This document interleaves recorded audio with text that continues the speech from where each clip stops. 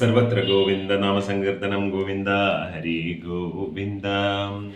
തെച്ചി മന്ദാരം തുളസി പിച്ചകമാലകൾ ചാർത്തി ഗുരുവായൂരപ്പ നിന്നെ കണി കാണേണം. ഹരി ഹരി ഹരി ഹരി ബോൽ. രാധേ രാധേ രാധേ രാധേ ശ്യാം. സത് ശ്രീ അകാൽ. ഇന്നത്തെ സന്ധ്യയ്ക്ക് ഏകാദശി നാമജപത്തിൽ തൃച്ചംബരത്ത് ഇല്ലേ, ഇന്ന് കൂടിപ്പിരിയൽ കൂടി കഴിഞ്ഞ ദിവസമാണ്.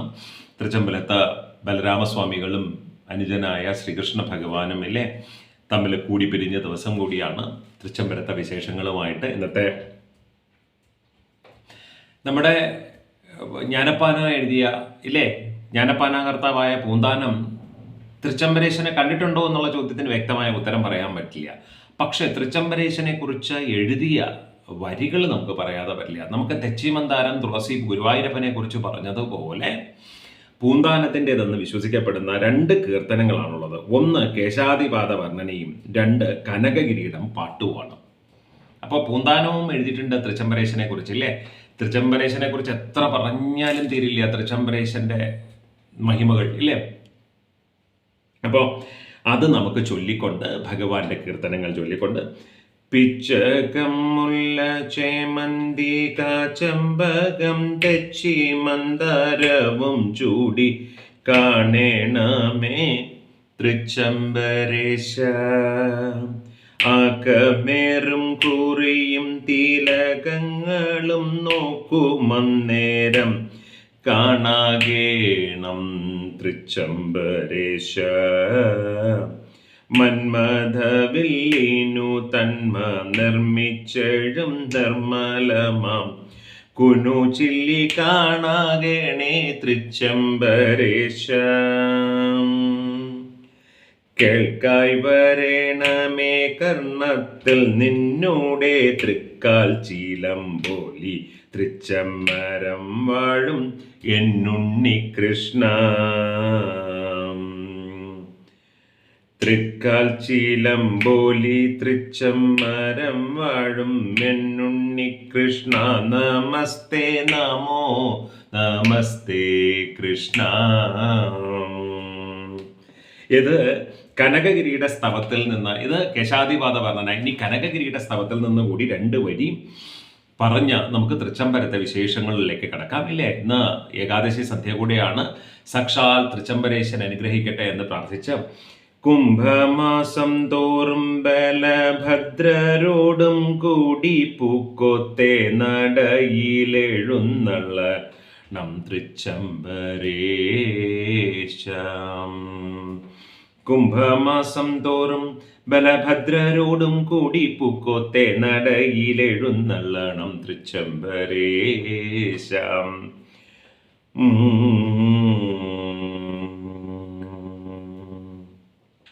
എത്ര പറഞ്ഞാലും തീരാത്ത തൃച്ചംബരത്തെ വിശേഷങ്ങളാണ്. കാരണം എന്ന് പറഞ്ഞു കഴിഞ്ഞാൽ തൃച്ചംബരത്തെ ഭഗവാനെ കുറിച്ച് പറയുമ്പോൾ നമ്മൾ കംസവധം കഴിഞ്ഞു നിൽക്കുന്ന ഭഗവാനാണ്. ഈ തൃച്ചംബരത്തെ കുറിച്ച് പറഞ്ഞിട്ടുള്ള ഒരുപാട് കൃതികളുണ്ട്. തൃച്ചംബരത്തെ വിശേഷങ്ങളും മഹിമകളും ഒക്കെ പറഞ്ഞിട്ടുള്ള ചന്ദ്രോത്സവം തുടങ്ങിയിട്ടുള്ള ഒരുപാട് കൃതികളുണ്ട്. മേദിനി വെണ്ണിലാവിൻ്റെ ഇല്ലേ, മേദിനി വെണ്ണിലാവിൻ്റെ കഥയും അത് വലിയ കഥയാണ്. അത് പിന്നൊരിക്കൽ ഞാനത് പറയാം.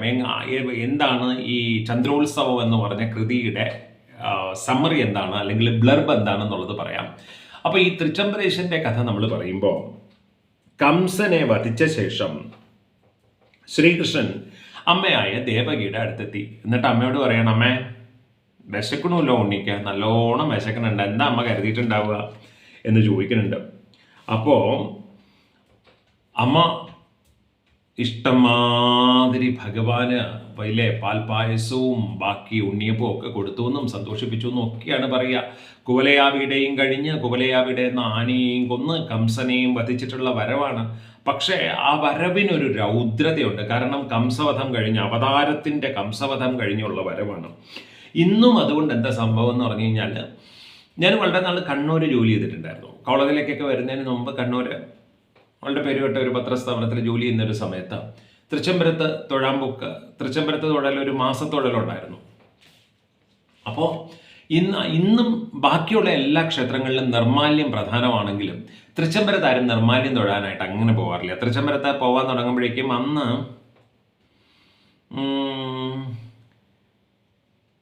അഡ്മിനിസ്ട്രേഷൻ അല്ലല്ലോ, നമ്മൾ HR ഇക്വലൻ്റ് ആയിട്ട് നമ്മൾ മനോരമയിൽ രാജേഷ് ഏട്ടൻ ഉണ്ടായിരുന്നു. അപ്പോൾ രാജേഷ് ഏട്ടൻ പറയും അവിടെ അങ്ങനെ തൃച്ചംബരത്ത് എന്ന് നമ്മൾ നിർമാല്യം തൊഴിൽ പതിവില്ല. പിന്നെ അതുപോലെ പാപ്പിനീശ്ശേരിക്ക് അടുത്ത് നമ്മുടെ രാജേട്ടൻ ഉണ്ടായിരുന്നു. ഒരുപാട് കാലം മലയാള മനോരമയുടെ റേഡിയോ ഡിവിഷനിലെ ടെക്നിക്കൽ അഡ്വൈസർ ആയിരുന്നു ഇല്ലേ. എന്താണെങ്കിലും ഇവരുടെ കൂടെയൊക്കെയുള്ള ഓരോ യാത്രയും നമുക്ക് മറക്കാൻ വയ്യ. തൃച്ചംബരത്തേക്കുള്ള യാത്ര, അത് കഴിഞ്ഞാൽ ഏറ്റവും കൂടുതൽ എനിക്ക് തോന്നുന്നു ഞാൻ യാത്ര ചെയ്തിട്ടുള്ളത് സുബീഷ് എന്ന് പറയുന്ന ഒരു ഫ്രണ്ടുണ്ട് കണ്ണൂർ. അവനുമായിട്ടാണ് തൃച്ചംബരത്ത് ഏറ്റവും കൂടുതൽ പോയിരിക്കുന്നത്. അപ്പോൾ മാത്രമല്ല അതുകൊണ്ട് നിർമ്മാല്യം തൊഴിൽ, കാരണം എന്ന് പറഞ്ഞാൽ കണ്ണൻ ഈ കംസവധം കഴിഞ്ഞു നിൽക്കുന്ന കണ്ണനാണ്. ഇങ്ങനെ ക്രുദ്ധനായി നിൽക്കുന്ന കംസവധം കഴിഞ്ഞു നിൽക്കുന്ന കണ്ണൻ അപ്പോൾ തിരുമേനി നട തുറക്കാൻ പോകുമ്പോഴേക്കും തന്നെ കയ്യിലേക്ക് ഒരു താലത്തിൽ നിറച്ച് ഭഗവാനുള്ള നിവേദ്യമാണ്. നിവേദ്യം കൊടുത്ത് വിശന്ന് നിൽക്കുകയാണ് ഉണ്ണി.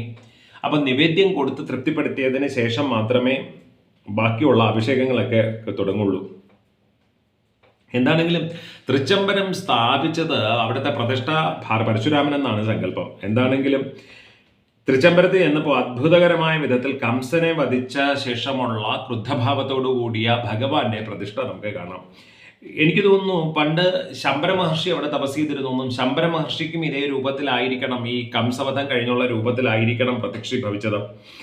തൃച്ചംബരത്തെ പൂജാവിധികൾ, മാസവിശേഷം, ആട്ടവിശേഷം എല്ലാം നിശ്ചയിച്ചതും പരശുരാമസ്വാമികളാണ്. തന്ത്രം ആർക്കാണെന്ന് ചോദിച്ചു കഴിഞ്ഞാൽ, ഇന്നലെ ഞാനിങ്ങനെ ഈ തൃച്ചംബരത്തിൻ്റെ കഥ പറയണമെന്ന് പറഞ്ഞപ്പോഴേക്കും എനിക്ക് വളരെ പെട്ടെന്ന് നമുക്ക് ആക്സസ് തോന്നുന്നത് പുടയൂരാണ്. അപ്പോൾ പുടയൂർ ജയനാരായണൻ തിരുമേനി അദ്ദേഹത്തിനെ വിളിച്ചപ്പോൾ ഞാൻ ഇങ്ങനെ ചോദിക്കായിരുന്നു, തന്ത്രം നമുക്ക് കാമ്പ്രം നമ്പൂരിക്ക് തന്നെയല്ലേ തന്ത്രം എന്നുള്ളത് ഒരു സംശയം തോന്നി. കാമ്പ്രത്തിനാണോ തന്ത്രം എന്നുള്ളത്. അപ്പോൾ അദ്ദേഹം ഉറപ്പിച്ചു പറഞ്ഞു കാമ്പ്രത്തിന് തന്നെയാണ് തന്ത്രം. അത് കേരള പുരാണത്തിൽ ഈ കാമ്പ്രത്തിൻ ഈ നമ്പൂരിയെക്കുറിച്ച് ഇങ്ങനെ ഒരു കാർമുകായ ക്ഷേത്രം തന്ത്രൗ ദദൗ എന്ന് പറയുന്ന ഒരു ഭാഗം അതിനകത്ത് കിടപ്പുണ്ട്. പിന്നെ മാത്രമല്ല ഈ കുവലയാർക്കിട കഴിഞ്ഞു വരുന്ന ഭാഗമായതുകൊണ്ട് തന്നെ തൃച്ചംബരം ക്ഷേത്രത്തിലെ എഴുന്നള്ളിപ്പിന് ആനയില്ല. മാത്രമല്ല എനിക്ക് തോന്നുന്നു ഇപ്പോഴും ഈ 21-ാം നൂറ്റാണ്ടിലും ഈ സമയത്തും തൃച്ചംബരം ക്ഷേത്രത്തിൻ്റെ മുന്നിലൂടെ ആനയെ കൊണ്ടുപോകാൻ ഒരു ധൈര്യം അവിടെ ആർക്കും പോരാ. അത് ഇങ്ങനെ പറഞ്ഞു കേട്ടിട്ടുള്ളത് പണ്ട് അവിടെ ഒരു എന്താ പറയുന്നത് ഒരു വാണിജ്യ ആവശ്യത്തിന് വന്ന ഒരു വലിയൊരു മുസ്ലിയരുണ്ടായിരുന്നു അത്രേ. അപ്പോൾ അദ്ദേഹം വലിയ ധനവാനാണ്, ഭയങ്കര പ്രതാപിയാണ്. കാരണം എന്ന് പറഞ്ഞു കഴിഞ്ഞാൽ വാണിജ്യം കൊണ്ട് അത്ര കണ്ട് പ്രതാപിയായിരുന്നു. അങ്ങനെ അദ്ദേഹം തൃച്ചംബരം ക്ഷേത്രത്തിൻ്റെ അടുത്ത് പ്രതാപമൊക്കെ ഇങ്ങനെ കൂടി വന്നപ്പോഴേക്കും ഒരു ആനയെ മേടിച്ചു വന്നു. ആനയെ മേടിച്ച് കഴിഞ്ഞപ്പോഴേക്കും അപ്പോൾ ഈ കംസവധം കഴിഞ്ഞിട്ടുള്ള ഇതായതുകൊണ്ട് അങ്ങോട്ടേക്ക് കൊണ്ടുപോകാൻ പാടില്ല എന്ന് പറഞ്ഞു അത്രേ. നാട്ടുകാരൊക്കെ പറഞ്ഞു അത്രേ, എന്താണെങ്കിലും ആനയും കൊണ്ടുപോകാം. അപ്പോൾ പറഞ്ഞു തൻ്റെ പ്രൗഢിക്കും ഇതിനൊന്നും ചേരുന്ന ആനയെ കൊണ്ടുപോകുന്നതിന് വിരോധമില്ല, കാരണം ഭഗവാനാണ് ഇതിനെയൊക്കെ സൃഷ്ടിച്ചത് എന്ന് പറഞ്ഞു എന്ന് ആനയെ കൊണ്ടുപോയി എന്നും. ആന തൃച്ചംബരം ക്ഷേത്രത്തിൻ്റെ മുന്നിൽ എത്തിയപ്പോഴേക്കും ആന കാലും എടുത്ത് ചെരിഞ്ഞു വന്നും ഇദ്ദേഹം ആനപ്പുറത്ത് നിന്ന് തെറിച്ചു വീണ് എല്ലും പല്ലുമൊക്കെ പോയി ഒരുപാട് നാൾ കിടന്നു വന്നും അദ്ദേഹം അന്ന് പ്രാർത്ഥിച്ചുത്രേ തൃച്ചംബരേശ്വരനോട് പ്രാർത്ഥിച്ചുത്രേ ആനയ്ക്ക് ജീവൻ നിലനിൽക്കുകയാണെങ്കിൽ പിന്നീട് വേണ്ടുന്ന പരിഹാരങ്ങൾ ചെയ്തോളാമെന്ന് പറഞ്ഞിട്ട് ഇല്ലേ, ആന ജീവിക്കുകയാണെങ്കിൽ പ്രായശ്ചിത്തം ചെയ്യാമെന്ന് തൃച്ചംബരേശ്വരനോട് പ്രാർത്ഥിച്ച് ആനയ്ക്ക് ആയുസ് കിട്ടിയെന്നൊക്കെ ഉള്ള കഥകളുണ്ട്. ഇങ്ങനെ ഏത് നാടെടുത്ത് കഴിഞ്ഞാലും ഉണ്ട് ഇങ്ങനെ കഥകൾ ഇല്ലേ. അങ്ങനെ തൃച്ചംബരേശ്വരനെ കുറിച്ച്, അതുകൊണ്ട് അവിടെ എഴുന്നള്ളത്തിന് ആനയില്ല എന്ന് പറയുന്നത് വലിയൊരു വിശേഷമാണ്. വലിയൊരു വിശേഷം എന്ന് പറഞ്ഞു കഴിഞ്ഞാൽ അവിടെ ഈ കംസവധം കഴിഞ്ഞുള്ള കൃഷ്ണൻ ആയതുകൊണ്ടാണ് ഇങ്ങനെ ഒരു കഥ നമ്മൾ പറഞ്ഞു കേൾക്കുന്നത്. ഓം രാമ രാമ രാമ രാമ രാമ രാമ രാമ രാമ. ഈ തളിപ്പറമ്പിൽ പോയി തൊഴുതിട്ട് വരുന്നവരൊക്കെ, തളിപ്പറമ്പിൽ രാജരാജേശ്വരനെ കണ്ടിട്ട് വരുന്നവരൊക്കെ തൃച്ചംബരത്ത് വന്ന് ഭഗവാനെ കൂടി തൊഴുതിട്ട് പോകുന്നത്, പ്രത്യേകിച്ച് ഈ അന്യനാട്ടുകാരാണെങ്കിൽ അങ്ങനെയും കൂടി തൊഴുതിട്ട് പോക്കാണ് ഒരു പതിവ്. ആ ഉത്സവം നമ്മൾക്കിപ്പോൾ ഇന്ന് കൂടിപ്പിരിയലിൻ്റെ കഥ പറഞ്ഞതുപോലെ കുംഭം 22-ാം തീയതി കൊടിയേറ്റോടു കൂടിയാണ് തൃച്ചംബരത്ത് ഉത്സവം. കുംഭമാസത്തിൽ ഞാൻ അതിൻ്റെ മലയാളം പറയാത്തത് പിന്നെ ഒരിക്കലും എടുത്ത് കാണുമ്പോൾ, ഇന്നിപ്പോൾ ഈ മാസത്തെ ഇംഗ്ലീഷ് തീയതി വെച്ച് ഞാൻ ഇത് പറയുമ്പോഴേക്ക് ഈ കഥ പറഞ്ഞു കഴിഞ്ഞാൽ പിന്നെ ഒരു കൺഫ്യൂഷൻ വരും. അതുകൊണ്ടാണ് മലയാളം തീയതികൾ പറയുന്നത്. കുംഭമാസം 22-ാം തീയതി കൊടിയേറ്റോടുകൂടി തൃച്ചംബരത്ത് തുടങ്ങും. അന്ന് രാത്രി 1 മണിയോടുകൂടി 6 നാഴിക അകലെയുള്ള മഴൂരപ്പൻ ഇല്ലേ 6 നാഴിക ധർമ്മംകുളങ്ങര ക്ഷേത്രത്തിൽ, ധർമ്മക്കുളങ്ങര എന്ന ക്ഷേത്രത്തിൽ നിന്ന് മഴൂർ എന്ന് പറയും ബലഭദ്ര സ്വാമികളുടെ വിഗ്രഹം എഴുന്നള്ളിച്ച് തൃച്ചംബരത്തിലേക്ക് ആഘോഷമായിട്ട് കൊണ്ടുവരുന്നു. പറഞ്ഞു കേട്ടിട്ടുള്ളത് അവിടെയുള്ള സമയത്ത് തൃച്ചംബരത്തുള്ള ഇങ്ങനെ പൗരപ്രമുഖർ പറഞ്ഞു കേട്ടിട്ടുള്ളത്, ഈ ഉത്സവം തുടങ്ങിക്കഴിഞ്ഞു കഴിഞ്ഞാൽ ഇവിടെ ഭഗവാന് മാത്രമായിട്ട്, തൃച്ചംബരത്തെ ഭഗവാന് മാത്രമായിട്ട് ഒരു ഉത്സവമില്ല, അത് മഴൂരപ്പൻ്റെയും കൂടി ഉത്സവമാണ്. ഉത്സവം തുടങ്ങിക്കഴിഞ്ഞാൽ അവിടെ ചെന്ന് പറയൂത്രേ, സന്ധ്യയ്ക്ക് പറയൂത്രേ, അവിടെ അനിയൻ്റെ അവിടെ ഉത്സവം തുടങ്ങിയിട്ടോ വരണം കേട്ടോ, ബലഭദ്രസ്വാമികൾ അങ്ങോട്ടേക്ക്, ജ്യേഷ്ഠൻ അങ്ങോട്ടേക്ക് വരണം എന്ന് വിളിക്കൂത്രേ. അങ്ങോട്ടേക്ക് വിളിച്ചു കഴിഞ്ഞ് കഴിഞ്ഞാൽ പിന്നെ ചേട്ടൻ ഓട്ടായി രാത്രി ആവുമ്പോഴേക്കും ഇല്ലേ. ഇതൊരു കാണേണ്ട കാഴ്ചയാണ് കേട്ടോ. തീവട്ടിയുടെ വെളിച്ചത്തിൽ ഇങ്ങനെ ബലഭദ്രസ്വാമികളുടെ ഒരു വരവുണ്ട്. ബലഭദ്രസ്വാമികളും ശ്രീരാമസ്വാമികളും കൂടി പൂക്കോട്ടുമനയുടെ മുന്നിൽ എത്ര ദിവസമാണ് നൃത്തം, രാത്രി ഇങ്ങനെ വെളുക്കോളം നൃത്തമാണ്. എന്താണെങ്കിലും ബലഭദ്രസ്വാമികളും ശ്രീകൃഷ്ണ ശിരസിൽ എന്തിക്കൊണ്ട് 2 ഏമ്പ്രാന്മാർ നൃത്തം വയ്ക്കും. ഉത്സവകാലത്ത് ഒരു പ്രധാന പരിപാടിയാണ് ഈ തിടമ്പ് നൃത്തം എന്ന് പറയുന്ന ഈ നൃത്തം. സാധാരണ വെളുപ്പാൻ മീനമാസം 2-ാം തീയതി മീനമാസം 2-ാം തീയതി രാത്രിയത്തെ നൃത്തത്തോടുകൂടി ഈ പൂക്കോട്ട് നടയിലെ, പൂക്കോത്ത് നട എന്ന് പറയും, പൂക്കോത്ത് ഇല്ലം നട എന്ന് പറയും. ഇപ്പം അവിടെ ഇല്ലം ഒന്നും ഇല്ല, ഇപ്പം അതൊരു റോഡ് സൈഡാണ് ഇല്ലേ. അപ്പോൾ പൂക്കോത്ത് മനയിലെ നൃത്തം അവസാനിക്കുക മീനമാസം 2-ാം തീയതിയാണ്. 2-ാം തീയതി പിന്നെ ബാക്കി താന്ത്രിക ക്രിയകൾക്കാണ് പ്രാധാന്യം. ഭഗവാന്റെ തന്ത്രമാണ് പിന്നെ കൂടുതൽ.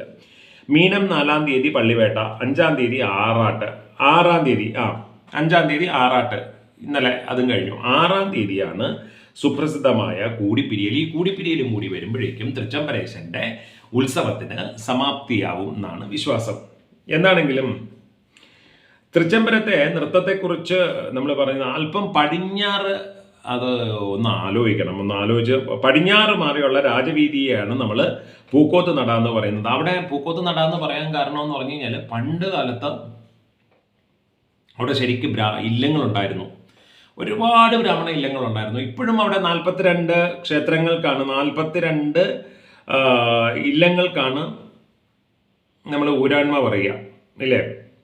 ഊരാൺമാവകാശം തന്ത്രമൊക്കെ അവർക്കാണ് പറയുക. 42 ഇല്ലങ്ങൾക്കാണ്. വർഷം ഇത്രയും കഴിഞ്ഞിട്ട്, തലമുറകൾ ഇത്രയും കഴിഞ്ഞിട്ട്. എന്താണെങ്കിലും പണ്ട് വളരെ കാലം മുമ്പ്, വളരെ വർഷങ്ങൾക്ക് മുമ്പ് അവിടെ ശരിക്കും നമ്മൾ ഈ ഇന്നിപ്പോൾ നൃത്തം നടക്കുന്ന പൂക്കോത്ത് മനയുടെ അവിടെ എന്ന് പറഞ്ഞു കഴിഞ്ഞാൽ ബ്രാഹ്മണ ഗൃഹം ഉണ്ടായിരുന്നു എന്നും, അവിടെ പൂക്കോത്ത് കുറൂരമ്മയെ പോലെ ശ്രീകൃഷ്ണ ഭക്തയായ ഒരു അന്തർജനം ഉണ്ടായിരുന്നു എന്നും, ആ അന്തർജനത്തെ ഭഗവാനെ എന്നും ചെന്ന് ആ അമ്മ കുളിച്ചു തൊഴുവായിരുന്നു എന്നും,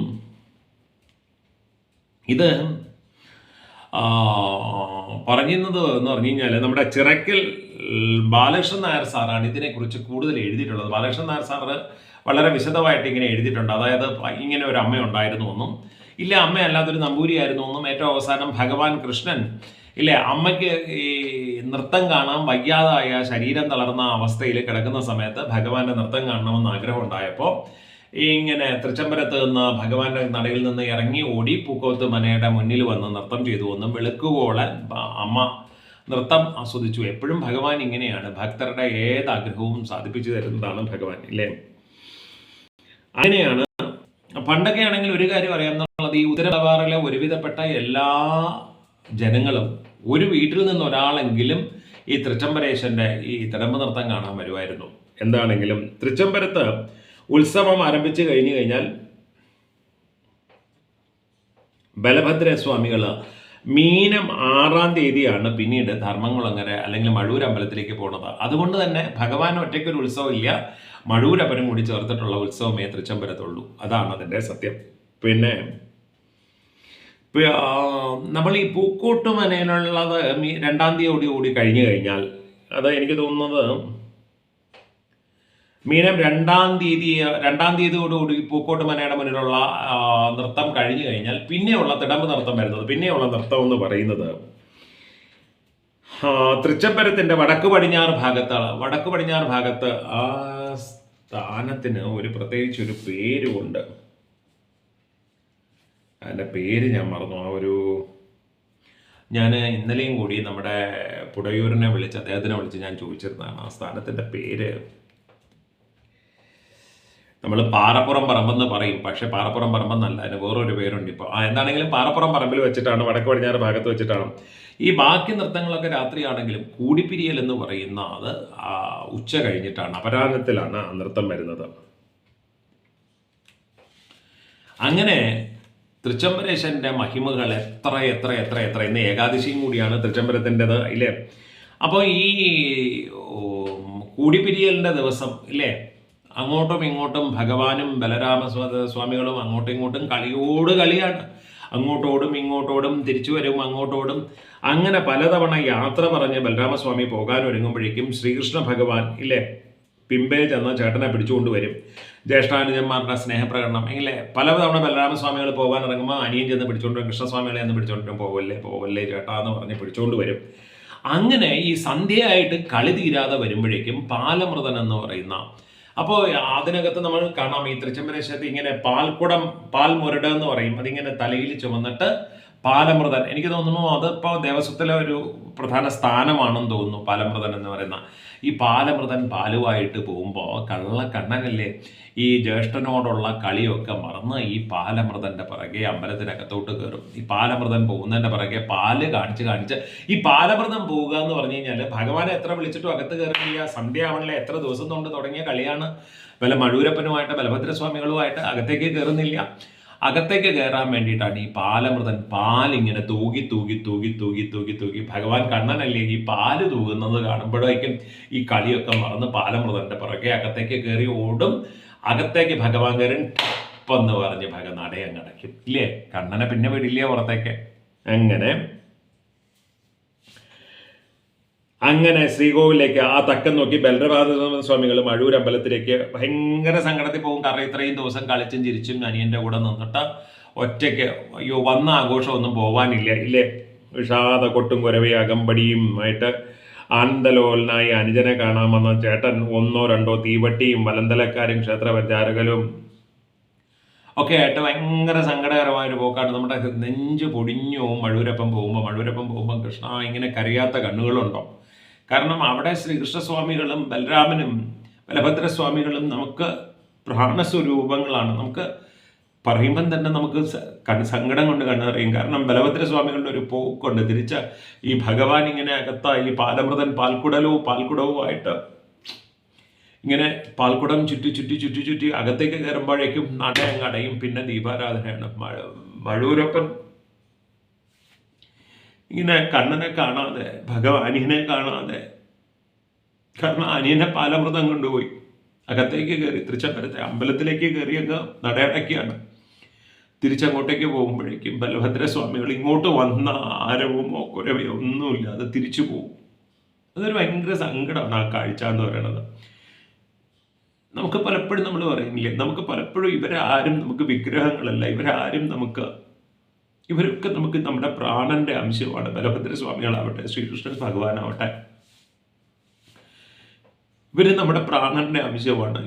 ഇവരെ മറ്റുള്ളവർ പറയുന്ന പോലെ അവർക്കൊക്കെ അത് ശിലാവിഗ്രഹങ്ങളായിരിക്കും. പക്ഷെ നമ്മളെ സംബന്ധിച്ച്, നാമം ജപിക്കുന്നവരെ സംബന്ധിച്ച് ഇവരാരും വിഗ്രഹങ്ങളല്ല. ഇവരൊക്കെ നമുക്ക് നമ്മുടെ മക്കളെ പോലെ, അല്ലെങ്കിൽ നമുക്ക് നമ്മളെ ആരെപ്പോലെ എന്ന് പറയാൻ പറ്റില്ല, എല്ലാത്തിലും പ്രിയപ്പെട്ടവരാണ് ഇവരൊക്കെ. അങ്ങനെ ബലഭദ്രസ്വാമികൾ തിരിച്ചു പോകും. ഈ കുവലയാപീഡ എന്ന് പറയുന്ന ആനയെ കൊന്നതുകൊണ്ടായിരിക്കണം, ആ കുവലയാപീഡ വധത്തിന് ശേഷമുള്ള ഭഗവാന്റെ രൂപമായതുകൊണ്ടായിരിക്കണം ആനയ്ക്ക് അവിടെ ആനയെ ഒന്നിനും എടുക്കാറുമില്ല. ആനയ്ക്ക് അവിടെ വലിയ സ്ഥാനവുമില്ല. ഈ കൂടിപ്പിരിയിൽ കാണുമ്പോൾ നമുക്ക് പെട്ടെന്ന് തോന്നുന്നത് വൈക്കത്തഷ്ടമി കഴിഞ്ഞിട്ട് ഉദയനാപുരത്തപ്പൻ വൈക്കത്തപ്പനോട് യാത്ര പറഞ്ഞു പോകുന്ന ഒരു രംഗമുണ്ടല്ലോ. അതും ഇതുപോലെയാണ്. ഭയങ്കര സങ്കടമാണ്. നമ്മൾ കണ്ടുകൊണ്ടിരിക്കാൻ പറ്റില്ല. വൈക്കത്തഷ്ടമിക്ക് അവർ ഉപചാരം ചൊല്ലി പിരിയുന്നൊരു ഭാഗമുണ്ട്. അതുപോലെയാണ് ഇവിടെ ഇങ്ങനെ പിരിഞ്ഞു പോകുന്ന ഉദയനാപുരത്തപ്പൻ പിരിഞ്ഞു പോകുന്ന ഭാഗം പോലെ നമുക്ക് തോന്നും. അങ്ങനെ ഓരോന്ന് എത്ര പറഞ്ഞാലും തീരാത്ത തൃച്ചംബരത്തെ വിശേഷങ്ങളാണ് ഇല്ലേ. രാമ രാമ രാമ രാമ രാമ രാമ പാഹി മാം രാമകൃഷ്ണ വാസുദേവ രാമ രാമ പാഹി മാം രാമനെ ഭജിപ്പവർക്ക്. ഇതെവിടെയാണെന്നൊക്കെ ഉള്ള കമൻറ്റുകൾ കാണുന്നുണ്ട്. ഇത് കണ്ണൂർ ജില്ലയിലെ തളിപ്പറമ്പ് താലൂക്കിലാണ്. തളിപ്പറമ്പ് താലൂക്കിൽ ആണ് പ്രസിദ്ധമായിട്ടുള്ള ഈ അമ്പലം എന്ന് പറയുന്നത്. പഴയ കേരളത്തിലെ 64 നമ്പൂതിരി ഗ്രാമങ്ങളിലൊന്നാണ് തളിപ്പറമ്പ് ഗ്രാമം. അതായത് എൻ്റെ അപ്പൂപ്പനൊക്കെ പറയുന്നത് കേട്ടിട്ടുണ്ട്. ഈ തളിപ്പറമ്പ് ഗ്രാമം എന്ന് പറയുന്നത് ഈ 64 നമ്പൂതിരി ഗ്രാമങ്ങളുടെ ഹെഡ് ഓഫീസാണെന്ന് വേണമെങ്കിൽ നമുക്ക് പറയാം, ഇല്ലേ? കംസന്റെ ആനയായ കുവലയാപീഠത്തെ കൃഷ്ണൻ വധിച്ചതിനെ അനുസ്മരിച്ചതിലാകാം തൃച്ചംബരത്ത് ആനയ്ക്ക് വിലക്ക് ഏർപ്പെടുത്തിയിട്ടുള്ളത്. നമ്മൾ വളരെ പറഞ്ഞതാണ്. അതുപോലെ തന്നെ ശമ്പര മഹർഷി തപസ് ചെയ്തത് കൊണ്ടാണ് തൃച്ചംബരം എന്നുള്ള പേര് വന്നതെന്നും ശമ്പരമാണ് തൃച്ചംബരം എന്നുള്ള പേര് വന്നതെന്നും വിശന്നു വലഞ്ഞ ശ്രീകൃഷ്ണനാണ് അകത്തുള്ളത്, അതുകൊണ്ട് നിവേദ്യമായിട്ടാണ് ഭഗവാന്റെ നട തുറക്കുന്നത് എന്ന് പറയുന്നതും ഒക്കെ ഇവിടുത്തെ വിശേഷങ്ങൾ തന്നെയാണ്. ദർശനം എങ്ങോട്ടാണെന്ന് ചോദിച്ചു കഴിഞ്ഞ് കഴിഞ്ഞാൽ ഈ അമ്മമാരിങ്ങനെ കമൻ്റ് എടുത്ത് നോക്കുമ്പോഴാണ് കിഴക്കോട്ടാണ് ദർശനം. പിന്നെ മാത്രമല്ല ശബരിമലയിലെ പോലെ പുറപ്പെടാശാന്തിയാണ്. ഉപദേവതമാരായി ഭിക്ഷുക്സേനൻ, മതിലിനകത്ത് ഗോശാലയും, കിഴക്കേ നടയിൽ ചെറിയ കുളത്തിൻ്റെ നടുക്കായിട്ട് ഒരു ദുർഗാലയമുണ്ട്. കിഴക്കേ നടയിൽ ഇല്ലേ? ചിലപ്പോൾ ദിക്കുകൾ അങ്ങോട്ടും ഇങ്ങോട്ടും ഒക്കെ മാറിപ്പോകും കേട്ടോ. വർഷം കുറച്ചായില്ല, കണ്ട ഓർമ്മയിലാണ് പലതും പറയുക, ഇല്ല? സന്താന ലബ്ധിക്കായിട്ട് ഭഗവാന് ഉരുളിയിൽ പായസം, വലിയ വട്ടളം പായസം, അമ്പലപ്പുഴ കൃഷ്ണന്റെ പാൽപായസത്തിന് സമാനമാണ് തൃച്ചംബരം കൃഷ്ണന്റെ വലിയ വട്ടളം പായസം എന്ന് പറയുന്നത്. അത് 1111 ലിറ്റർ പാല് കൊണ്ടാണ് ഈ പായസം തയ്യാറാക്കുന്നത്. 1000 അപ്പം. ഇതൊക്കെ ഉണ്ടോ എന്ന് ചോദിച്ചു കഴിഞ്ഞ് കഴിഞ്ഞാൽ ഇതൊക്കെ അവിടെ നടത്തിയിരുന്ന വഴിപാടുകളാണ്. 1111 ലിറ്റർ പാലുകൊണ്ട്, ഇല്ലേ? പിന്നെ മാത്രമല്ല 1000 അപ്പം എന്ന വഴിപാട് അന്തർജനങ്ങളായിരുന്നു, ആത്തേമാരായിരുന്നു ചെയ്തിരുന്നത്. കാരണം അമ്മമാരെ പ്രേമത്തോടു കൂടി ഉണ്ണിയപ്പം ഉണ്ടാക്കി ഭഗവാന് നിവേദിക്കുന്ന ഒരു ചടങ്ങാണ്. കംസവധം കഴിഞ്ഞു വന്ന കൃഷ്ണൻ അതുവരെ കാരാഗൃഹത്തിലായിരുന്ന ദേവകി അപ്പം ഉണ്ടാക്കി കൊടുത്ത ഓർമ്മയിലാണ് ഇങ്ങനെ അന്ന് ആത്തേമാരെ അന്തർജനങ്ങളൊക്കെ അപ്പം ഉണ്ടാക്കുന്നതെന്നാണ് കഥ പറയുക. ഈ ഭഗവാൻ ഇങ്ങനെ രൗദ്രഭാവത്തിലായതുകൊണ്ട്, ഇങ്ങനെ കുട്ടിയാണ് കംസവധം കഴിഞ്ഞു വന്ന രൗദ്രഭാവത്തിലായതുകൊണ്ട് പുലർകാലത്തെ ക്ഷേത്ര ദർശനം അത്ര ആരും അങ്ങോട്ട് പ്രായമായവരങ്ങോട്ടേക്ക് നമ്മളെ ഉപദേശിക്കാറില്ല. തളിപ്പറമ്പ് രാജരാജേശ്വര ക്ഷേത്രത്തിലെ ശിവന്റെ ഉഗ്രമൂർത്തി ഭാവത്തിനെ തണുപ്പിക്കാനാണ് ഇവിടെയും ബാലനായ ഭഗവാന്റെ ഉഗ്രമൂർത്തി സ്വരൂപമെന്നും വിശ്വസിക്കപ്പെടുന്നുണ്ട്.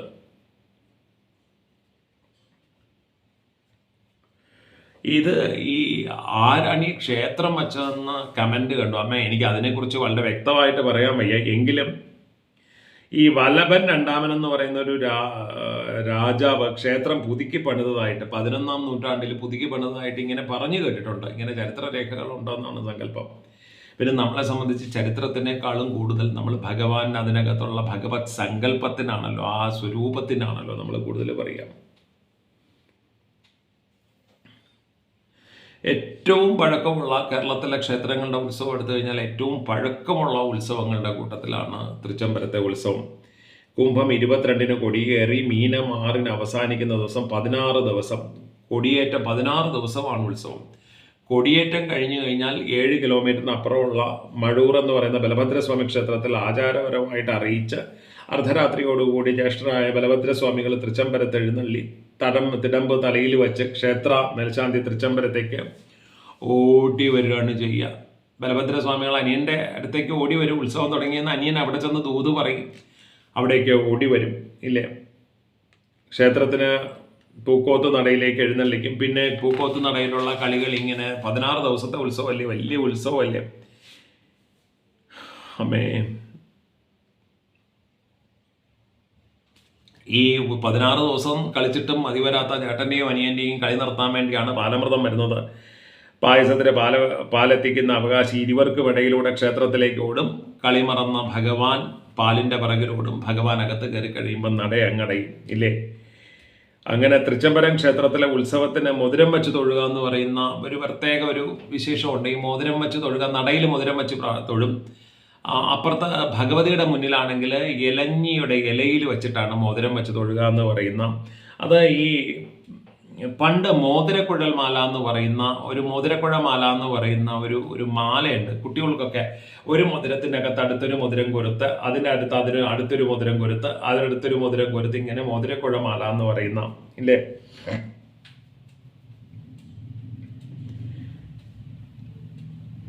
മോതിരം വാങ്ങി തൊഴുന്നതും അവിടുത്തെ ഒരു പ്രത്യേകതയാണ്. അത് എന്താന്ന് പറഞ്ഞു കഴിഞ്ഞാൽ അത്യാശ്രമി എന്ന് പറയുന്ന ഒരു സ്വാമിജികളെ കുറിച്ച് പറയുന്നുണ്ട്. ഈ അത്യാശ്രമി എന്ന് പറയുന്ന സന്യാസി സമാധിയായ ഇടമാണ്.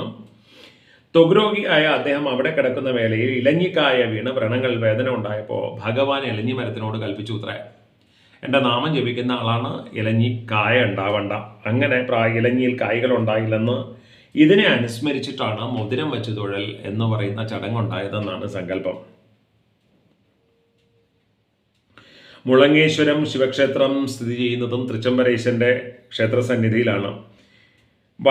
തൃച്ചംബരം ക്ഷേത്ര വളപ്പിൽ വടക്ക് കിഴക്കായിട്ട് 108 ദുർഗാലയങ്ങളിൽ പെടുന്ന തൃച്ചംബരം ദുർഗാക്ഷേത്രം ജലദുർഗയാണ് പ്രതിഷ്ഠാമൂർത്തി. ശ്രീകൃഷ്ണന്റെ സഹോദരിയായിട്ടാണ് സങ്കല്പിക്കുന്നത് ആ ജലദുർഗയെ. നവരാത്രി ആഘോഷിക്കുന്നു. ക്ഷേത്രമാണ് ആദ്യം ഉണ്ടായെന്ന് പഴമക്കാർ പറയുന്നു. ഇപ്പൊ TTK ദേവസ്വത്തിന്റെ കീഴിലാണ് ഈ ക്ഷേത്രം. ഈ TTK എന്ന് പറഞ്ഞു കഴിഞ്ഞാൽ എനിക്ക് തോന്നുന്നത് തളിപ്പറമ്പ് രാജരാജേശ്വരൻ ക്ഷേത്രം, തൃച്ചംബരം ക്ഷേത്രം, കാഞ്ഞിരക്കാട് വൈദ്യനാഥ ക്ഷേത്രം എന്നീ 3 ക്ഷേത്രങ്ങൾക്കും മാത്രം ചേർത്തിട്ടുള്ള ഒരു ദേവസ്വമാണ് ഈ TTK ദേവസ്വം എന്ന് പറയുന്നത് ഇല്ലേ. ആ TTK ദേവസ്വത്തിന്റെ കീഴിലാണ് പെരിഞ്ചല്ലൂർ ഗ്രാമത്തിലെ ഏതാണ്ട് 41 കുടുംബങ്ങൾക്കാണെന്ന് 41 കുടുംബങ്ങൾക്കാണ് ക്ഷേത്രത്തിന്റെ ഊരാണ്മയുള്ളത്. അപ്പോൾ എന്താണെങ്കിലും ഇത് കൂടാതെ TTK ദേവസ്വത്തിന് വേറെ ക്ഷേത്രങ്ങളുണ്ടോയെന്ന് ചോദിച്ചാൽ എനിക്ക് തോന്നുന്നു ഒരു 12-13 കീഴടം ക്ഷേത്രങ്ങൾ TTK ദേവസ്വത്തിന്റെ കീഴിലുണ്ടെന്നാണ് വിശ്വാസം. കീഴടം ക്ഷേത്രങ്ങളും ഉണ്ടെന്നാണ് വിശ്വാസം.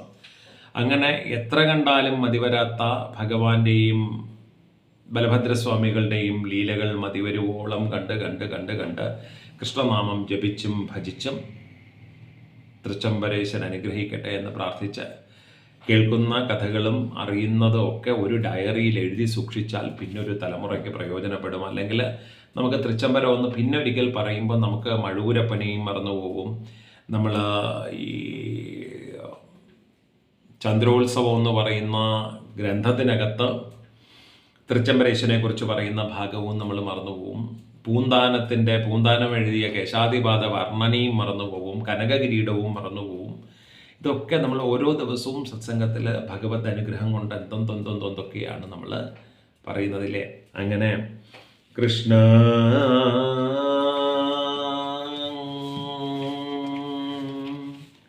കൃഷ്ണ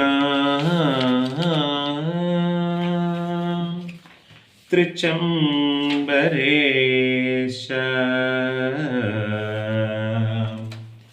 കൃഷ്ണ പിച്ചകം മുല്ല ചേമന്തികാ ചെമ്പകം തെച്ചി മന്ദാരവും ചൂടിക്കാണമേ തൃച്ചംബരേശം.